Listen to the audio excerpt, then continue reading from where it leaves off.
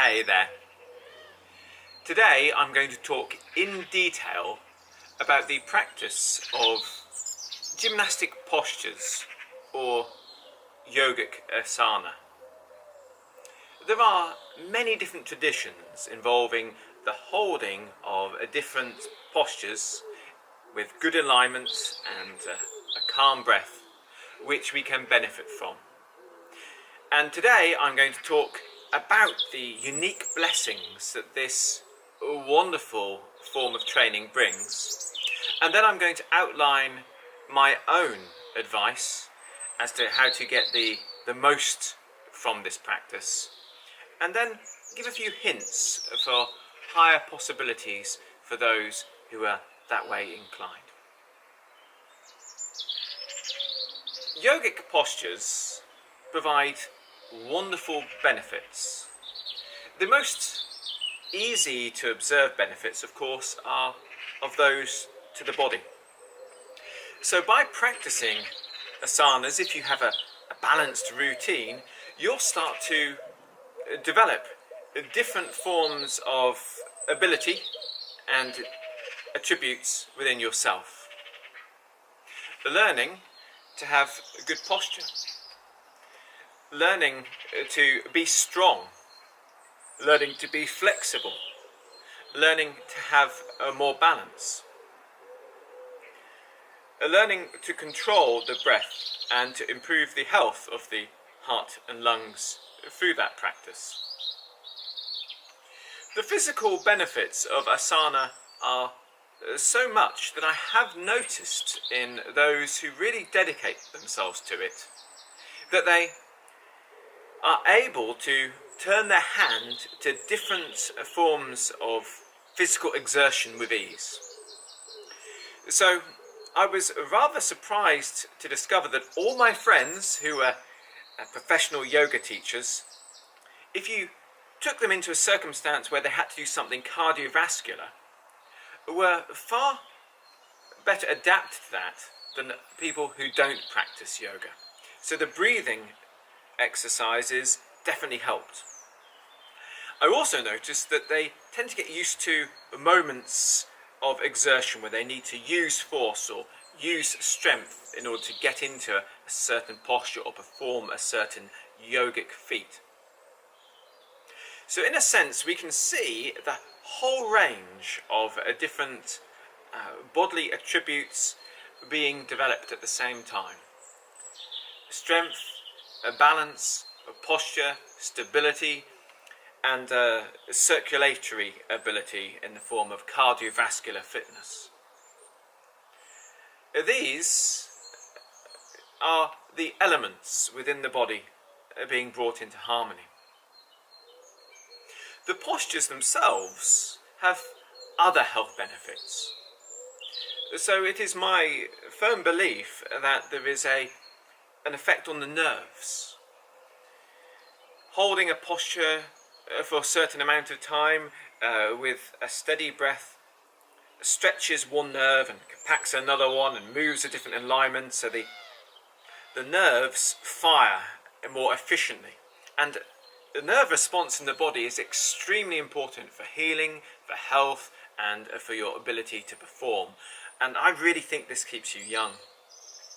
There's also a circulatory effect, an effect on the blood flow. So when you stretch in a certain way, the blood flow increases in one area or decreases in a different area. I believe that this has an anti-inflammatory effect, this has a healing effect, this helps you with your recovery.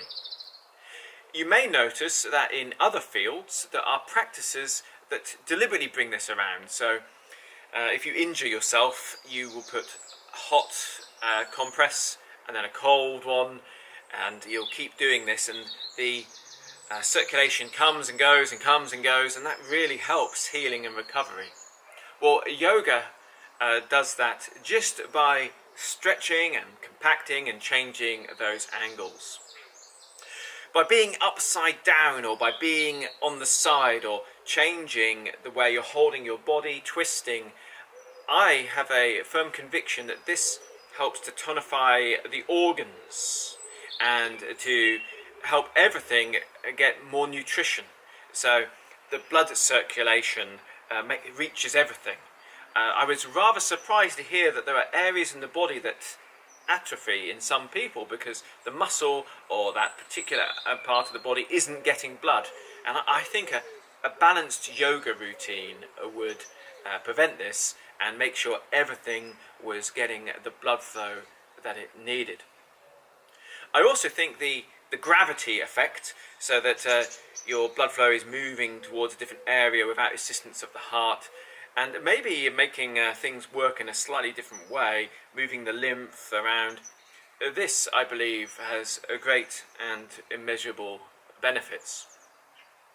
Likewise, of course, there are benefits to weight bearing. Your bones actually thicken in response to this. So it's not just your muscles that will be adapting and growing when you're holding postures, but also your bones. And if you have tried a yoga routine where you hold a posture for a significant amount of time, you will know that this is very good strength training. It can be far more challenging than it first appears.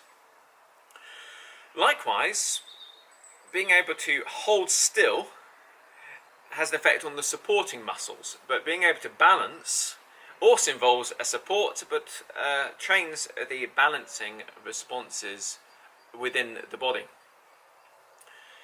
The joints being moved and held in different positions, I believe, has an effect on the lubrication of those joints. So it allows the body to release the oils and to kick in the mechanisms that need to make that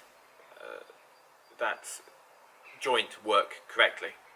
And I believe the same is true, that just the turning of the spine just helps to keep things of equal flexibility and in alignment and working well. But the benefits of asana are not limited to the body. There are also emotional effects. So first and foremost, there are normally physical postures associated with any emotional habits or states. If you look at someone who's feeling down, they'll have a certain posture. If you look at someone who's feeling confident, they'll have a certain posture. By practicing good posture and different forms of posture, you train your emotions. You allow yourself to be in that state and experience it. Now, this may seem very subtle and gentle, but for someone who isn't used to being in a situation where their body is lying flat and perhaps completely still, that can bring around certain emotions associated with that state. For someone who's not used to standing up tall or for demonstrating strength, when you open up the body or you realign it, certain emotions can trigger a release, putting you in a state you're not used to and can learn from the practice of. This allows you to grow as a person and to gain all the qualities I mentioned, but emotionally, allowing you to have a higher sense of freedom there. Likewise, just as the good posture from your yogic practice comes into your body, the right mental posture will start to come into life. The practice of yoga asanas requires mental attributes which match the physical ones you need to develop. So there are some postures which, if you get alignment just right, then you don't need to do much to have a very strong stretch. And you need to be very patient with these postures and listen to your body. There are other postures which will require a sense of stamina, and others of forcefulness. Learning to be gentle when it's needed and strong when it's needed. Learning to be still when this achieves the goal, or flowing and flexible when this is needed. The mind and body are truly one. So as you develop the attributes of the body, you will need to develop the analogous attributes of the mind. Slowly and gently developing as you go. Emotional states are associated with a certain type of breathing, and people who suffer from stress or anxiety often breathe in a very shallow way. People who are angry have a certain rhythm to their breath. During your postures, you are going to be practicing ideal alignment, ideal breath, ideal state of mind, and this can really help change things and bring a new way of being. But there are also other benefits for the mind. The yoga postures require honesty, and you need to let go of any sense of competitiveness with others. Otherwise, you may find yourself overstepping the limits of your body and taking a step back rather than taking a step forwards. The yoga postures will allow you to experience success, and it could be that some people are not used to this success and can really enjoy learning how to celebrate successes within their own being. Each posture, if you fully embrace this practice, has other interesting aspects. It's a chapter in your memory, so you can learn the name of the posture, the mythology behind it, the physiology behind it. You can enjoy practicing different routines and learning those routines and remembering the order throughout the practice. In addition to all this, these postures have an energetic effect. So the vital force flowing through the body, you change the flow when you change your posture, and blockages within this can be removed.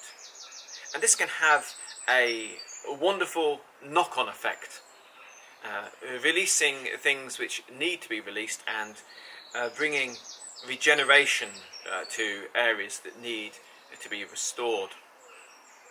And of course, yoga postures, when performed correctly, have all the benefits associated with meditation.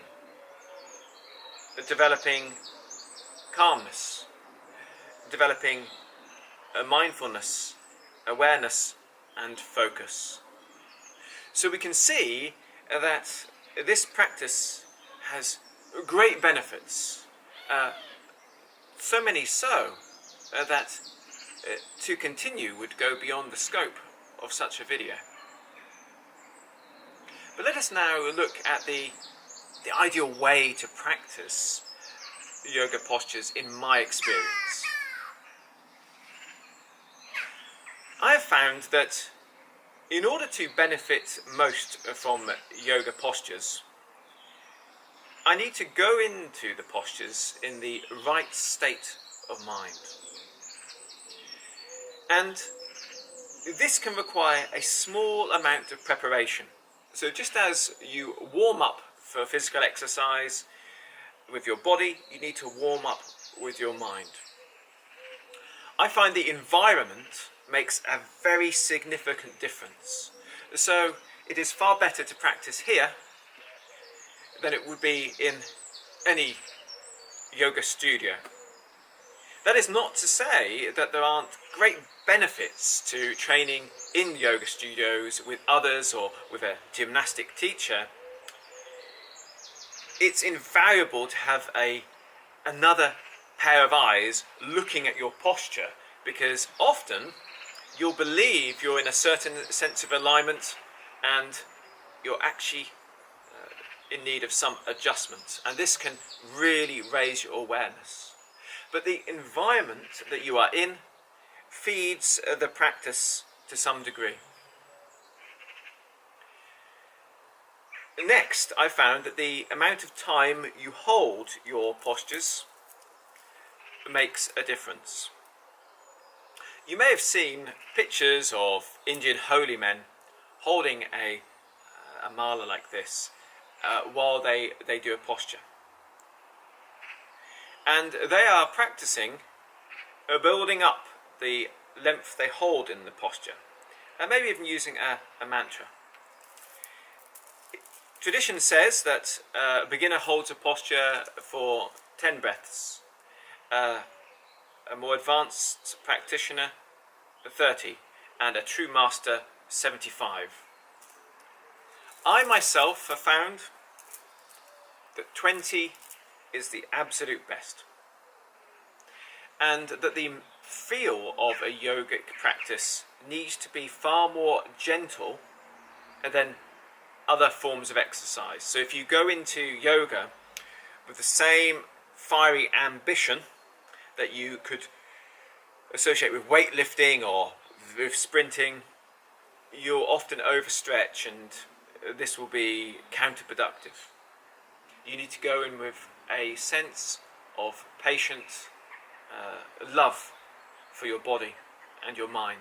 You need to view this as a beautiful blessing, whereby you're going to bring the innumerable benefits that I mentioned earlier into your life. So learning to hold each posture for 20 calm, full breaths. Breathing in, filling your lower abdomen and then your chest and out. It's recommended that you breathe in through the nose and out through the nose.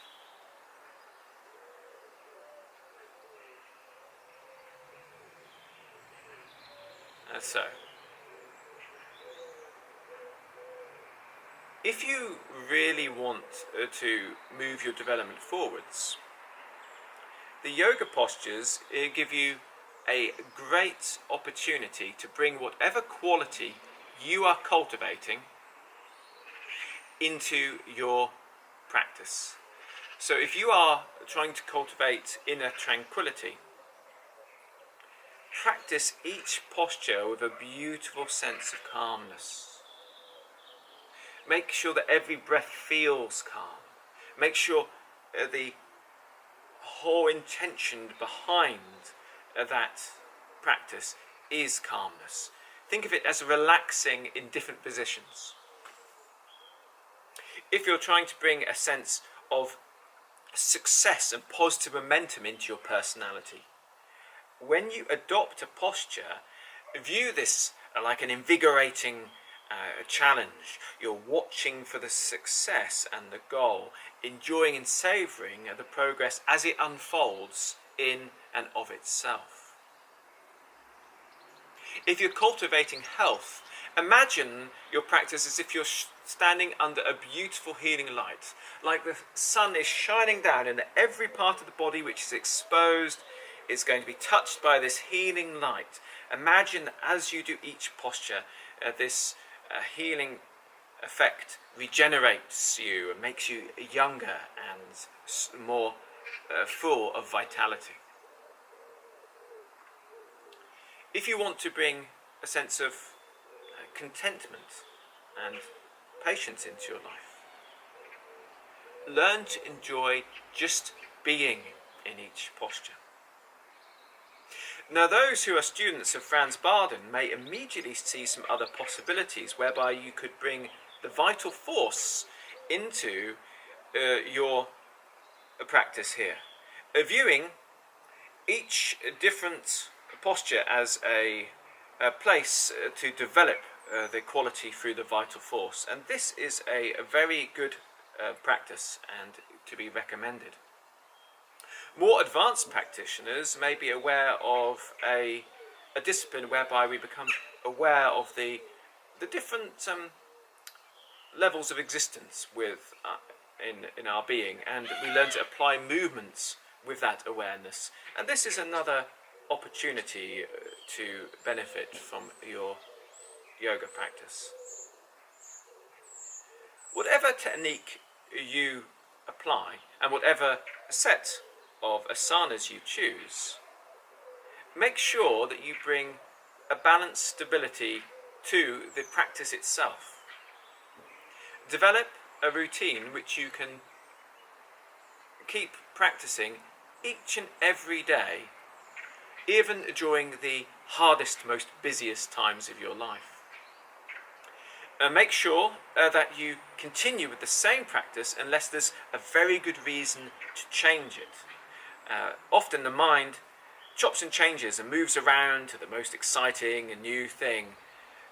You must keep your asana stable, both in a routine and in practice, and make improvements consciously and thoughtfully if they are really needed.